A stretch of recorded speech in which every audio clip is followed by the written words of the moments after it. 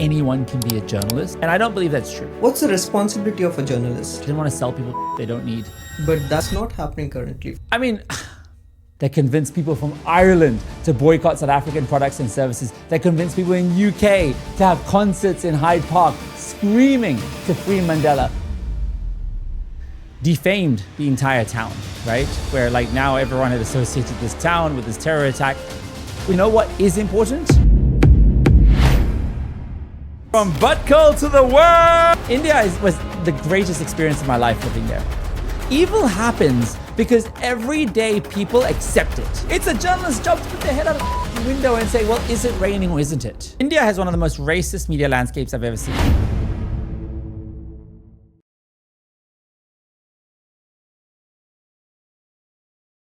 Hello ladies and gentlemen, boys and girls. I hope you guys are doing well and having a great time. So today we have Mr. Yusuf Omar on the podcast, a mobile journalist and who have been covering stories from a quite long time. And I know Yusuf, I've been following him from almost 7 to 8 years right now when I was in 10th standard. Once upon a time, I wanted to become a journalist. And you were one of the reason, and that was the time when you came to my hometown. Welcome to the podcast. Thank you so much. It's so flattering. I didn't know that. So yeah, and from that's where the journey of content creation began, knowing stories and different things. And right now we are here. Thank you so much for being on the podcast. It's good to be here. What an amazing blessing to bump into you today. With the bumping part, I didn't know that. I just came into that creators HQ to see someone saying hi. Then I suddenly saw you. I was like, I have to meet this person, and we just met. And right now we are here without any preparation. Let's see how things goes on. Alhamdulillah, looking forward to it. Yes. So Yusuf, before starting the podcast, I just wanted to know your story and how you have started when you were around 18, 19 years old. You know, I finished school when I was like 18, 19, and like many people had this like middle class lack of direction where I didn't know what I wanted to do with my life.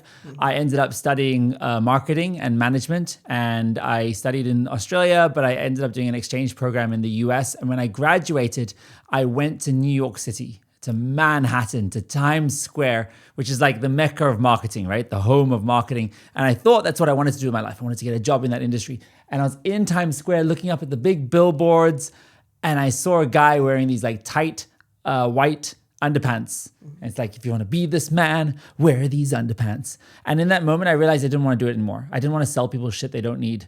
That wasn't like why I was put onto this earth. But the skill set of storytelling and communications was very interesting to me. I ended up getting into journalism, studying journalism in South Africa. And man, I fell in love with it. It was the best job in the world. I was like, you get paid to talk to people for a living and travel the world? And they're like, yeah, that's a thing. And I was like, sounds amazing. And just being able to be a fly on the wall and experience different people's lives. And yeah, it's an absolutely, especially if you're somebody that's like, I mean, I've never been diagnosed ADD, but if you kind of like have a short attention span, the beauty of journalism is that often you're doing a different thing every day. And it's really exciting. Wow. So you were quite curious and passionate about knowing more stories, because being a podcaster, I feel I want to know what's inside your mind. And for any journalist or content creator who goes on ground and see the real story, they will be like, I want to know what's the reality of this ground. Yeah, exactly. They say journalism is the first draft of history. And it really is quite a massive responsibility. I think nowadays with a mobile phone, there's often this perception that anyone can be a journalist. And I don't believe that's true. I think anyone can be a reporter. Anyone can report, hey, I'm seeing this building on fire, or I'm seeing a flood taking place, or I'm witnessing somebody being assaulted. But journalism specifically is kind of the layer that surrounds that is saying, okay, is this verified? Is this accurate? Can we provide context? Can we provide analysis and insights?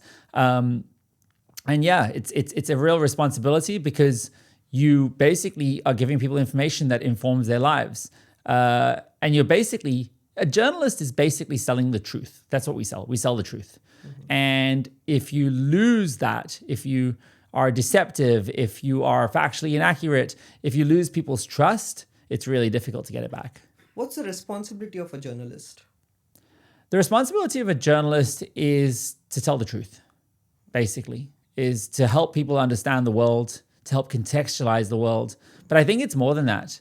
I think nowadays it's not just the what's happened and where it's happened, but it's also the why things are happening, how we can make things better. But that's not happening currently, if I'm not wrong. The media right now, few things are manipulated, few things are fabricated. People are not showing stories from both the sides. People are telling story from one side, and another media is showing the story from other side. You know, there's this bullshit idea that journalists have to give you both sides of the story, and I don't believe that's true. If you have one person that is telling the truth and you know the other person is lying, why should media showcase the lie? Yet we see that happen all the time right now. Journalist involves questioning, critiquing, fact-checking an individual, calling out bullshit when we see it. It's kind of like if one person says it's raining and another outside and another person says it's not raining. It's not a journalist's job to be like, hey, this person says it's raining. This person says it's not raining. You decide. No, it's a journalist's job to put their head out of the fucking window and say, well, is it raining or isn't it? True. So I think journalists should have a bias.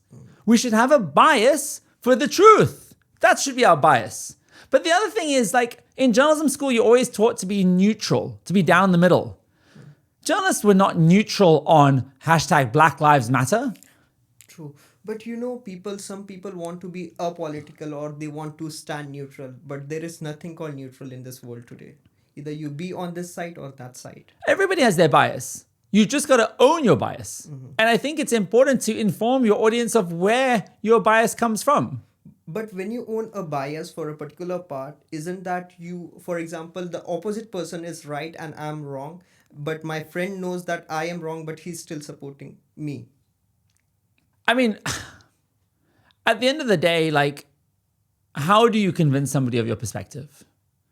It starts with empathy. But how can you not see the truth? But I haven't lived their lives. I haven't lived that context of being brainwashed my entire life. Now I approach it from a position of empathy, of like, wow, you're a community that's susceptible to false information and you've been misled. And to be honest, when's the last time I changed my mind on something considerable? It's really hard to change your mind. So now we approach it from that perspective and say, okay, I'm going to like slowly take you across the line. And that starts with like human stories that create a emotional connection. Then we move to like educational stories, tell you about the context, the Nakba, the history, taps into your brain. And then we move to like empowerment, telling you how you can take action, like consumer action, boycott, sanctions, divestments. But the point I'm making is like, yes, we are often in polarized extremes. To get people to see your side or your position doesn't necessarily come from a debate or an argument. It sometimes comes from very human stories. Love your energy and the kind of aggression which you have for the truth and the reality. So just wanted to know, were you the same when you started journalism? I think when I started in journalism, I was probably more happy-go-lucky. I used to cover a lot lighter, fluffier stories. But then, I mean, covering the Arab Spring, covering Syria, covering Congo, I saw the gross realities on the ground. Nothing makes me angrier than injustice. Nothing makes me more upset than things that are unfair. And there is simply nothing in the world that is more unfair than apartheid. The idea that based on your ethnicity, you are treated differently to somebody else. I thought we left that behind at the end of slavery in North America. I thought we left that behind after apartheid South Africa. But it's still a system where people, based on their ethnicity, are treated differently. They have different laws based on their ethnicity. What a sick world. That makes me angry. That should make everybody angry. There's something called the banality of evil.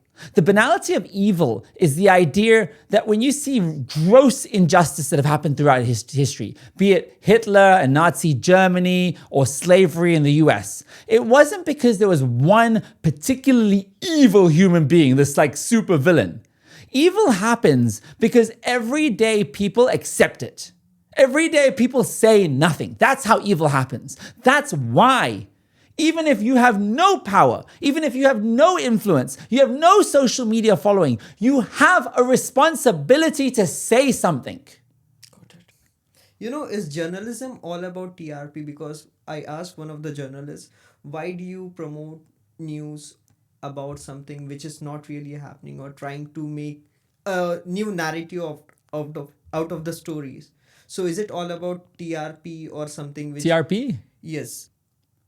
It is fucking hard trying to run a independent media organization, especially if you're trying to do content that is decolonial in nature, because you've got to find some way to finance it. And for many organizations, they rely on something called programmatic advertising revenue, which means publishing stories on like Facebook and YouTube, and they earn money from the algorithm, getting it onto people's feed. They watch the feed and watch the mid-roll ads. The problem with that is it incentivizes a few things. One, hyper clickbaity, sensationalist, sexualized content that's going to keep people watching. And what ends up happening is media organizations lose their independence, not because somebody's telling them what to say, but sometimes because they're creating the kinds of content that's going to get the views that they need to make money. On top of that, news and journalism is so freaking hard because if you're doing the real shit, the shit that matters, no brands want to put their name behind that, right? No supermarket chain wants to sponsor content about occupation and trying to end the apartheid system. So the question becomes, how do you sustainably do independent journalism? And the only way, in my mind, to be truly independent is to have a relationship with your audience, where your audience are paying. Because then you can say, fuck the brands, fuck the programmatic advertising. I don't care. All I'm focused on is giving you the real deal. You pay me, so I don't have to have that noise. I'm not involved in that capitalist system. I'm not involved in marketing. I'm not trying to sell you anything. I think that's the most effective way to do journalism. Got it. That was nice talking to you, Yusuf. And I just wanted to know more about your experience in India. We have lots of Indian audience watching this podcast. So you have been to India, right? So how was your experience? As most people don't realize this, but like my ethnicity is Indian. Like 160 years ago, my ancestors migrated from India to South Africa. And I think in many different spaces that I've grown up in, South Africa, in the UK, Australia, you're always somewhat the other. For me, going to India was like, I wouldn't say going home because it doesn't necessarily feel like home, but I look like everybody. Like that's quite a unique thing for me, you know? India was the greatest experience of my life living there. I like colorful, crazy environments. As a journalist, I like action everywhere. And there's no easier country to be a journalist in than India. There's just action everywhere. Having said that, India has one of the most racist media landscapes I've ever seen. And one time where I really recognized this was there was a terror attack that took place. And one of the people that were involved, his name was Yasin, but the media called him Yasin Buttkal. He was actually from this town called Buttkal. But by calling him Yasin Bhatkal, it basically defamed the entire town, right? Where like now everyone had associated this town with this terror attack, which is really terrible. So I got invited out there to meet the community, and I met some of the most beautiful people, this incredibly beautiful environment on the, like beautiful beaches. It was stunning. And I trained the community there how to tell stories with their phones so that they could share the reality of what Buttkal was really like. And it was an amazing experience. I'd love to visit again. Wow. So what's the one thing which you like most about Bhatkal? The people, for sure.